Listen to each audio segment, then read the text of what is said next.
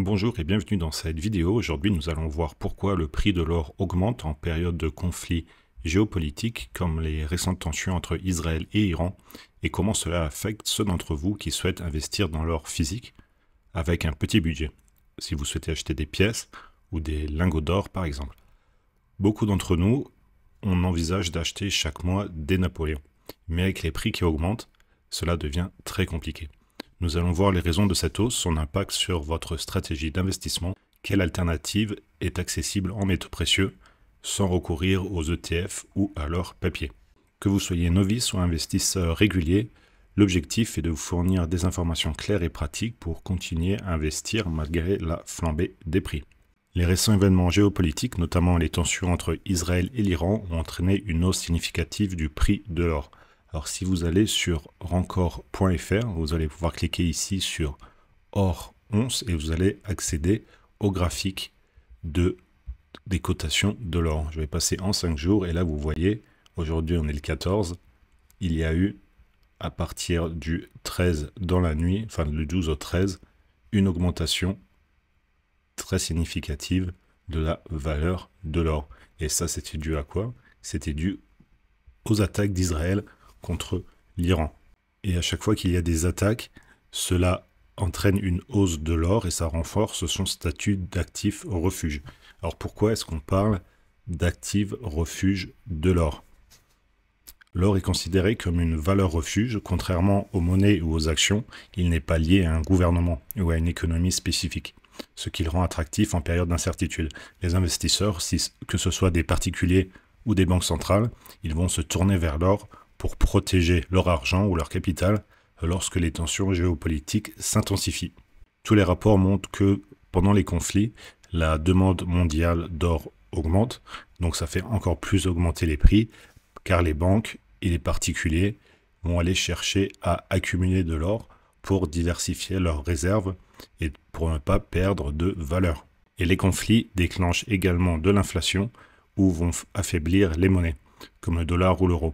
L'or qui conserve sa valeur dans le temps devient alors une protection contre la perte de pouvoir d'achat. Beaucoup de Français, en tout cas ceux qui investissent dans l'or, vont vouloir acheter des Napoléons. Certains ont même des stratégies pour acheter une Napoléon par mois, mais avec la hausse actuelle des prix de l'or, vous voyez que le Napoléon sur encore le moins cher, il est à 564 €. J'ai également ici un historique. Vous voyez que le 15 mars, le prix le moins cher était à 530. Là, on est passé à 560. Donc, en quelques mois, rien que quelques mois, ça fait plus 30 €. Les alternatives en métaux précieux, le platine et le palladium, restent assez chers. Ils ont également augmenté, mais avec 400, 500 € par mois, ce qui était suffisant encore il y a quelques temps pour acheter des Napoléons, mais ce n'est pas non plus assez pour acheter du platine ou du palladium. Vous allez avoir l'option d'acheter des pièces qui sont plus petites. La classique française, ça va être quoi? Ça va être la 10 francs Napoléon. On va voir sur encore à combien est la 10 francs Napoléon. La 10 francs Napoléon, la moins chère, elle est à 314,60. Le problème avec les pièces petites, c'est que plus les pièces sont petites, plus la prime est grande. Alors la prime, ça va être ce que vous allez donner en plus de la valeur de la pièce à la boutique qui vous vend cette pièce. Ça va être un peu la marge de la boutique. Et là, vous voyez que une 10 francs Napoléon qui vous est vendue 320 €, sa valeur réelle, c'est 277, ce qui correspond à une prime de 13%. Juste pour comparer, si on fait dans la même boutique la 20 francs Napoléon,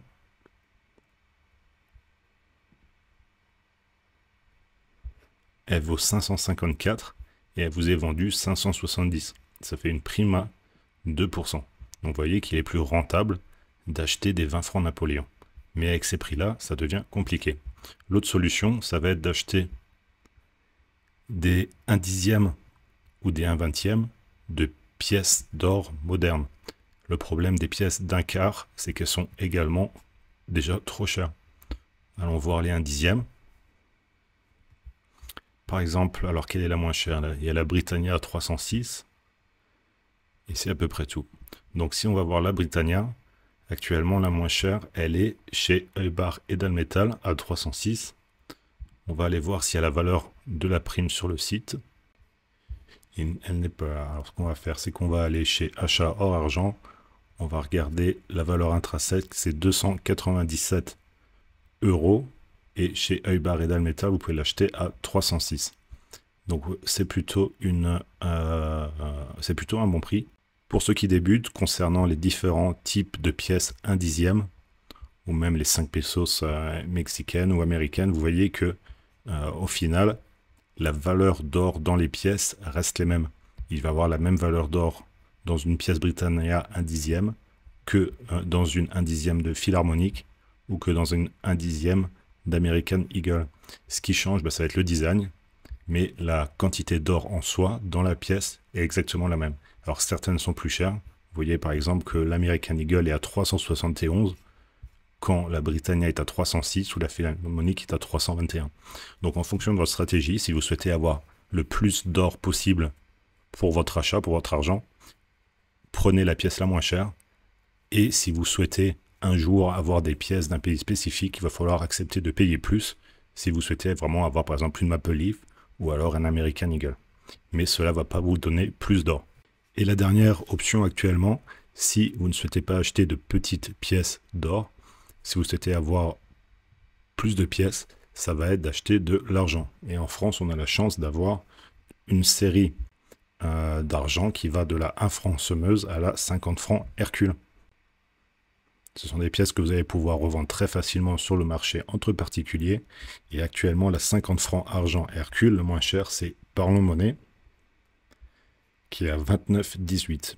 Et achat hors argent, on va juste aller voir la valeur des pièces. Donc la valeur intrinsèque de la 50 francs Hercule, elle est à 27,30 euros.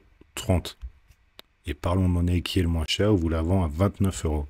Donc vous voyez que sur une pièce, la prime, elle est de 27,29, elle est de 2 euros. Donc pour conclure, la hausse des prix, elle est bien si vous avez déjà acheté beaucoup d'or et beaucoup d'argent il y a longtemps ou il y a quelques années, ou même il y a quelques mois, mais elle est moins bien pour le futur, pour pouvoir continuer à investir. Ça commence à devenir très compliqué. Donc encore une fois, c'est dans ce cas-là que le site Rancor va vous aider à trouver les meilleurs prix, que ce soit pour vos 20 francs, les 20 francs suisses également sont une option, ou pour les plus petites pièces d'or si vous le souhaitez. Je vous rappelle qu'on a une newsletter hebdomadaire où on envoie des articles de presse qui sont intéressants. Le lien est dans la description pour vous abonner. Et je vous recommande également le site Moning qui vous permet de suivre vos investissements, que ce soit vos achats de pièces, d'actions, de crypto. Vous allez tout pouvoir recenser sur le même site et tout contrôler d'un site. Merci d'avoir regardé cette vidéo et je vous dis à très bientôt pour une nouvelle vidéo.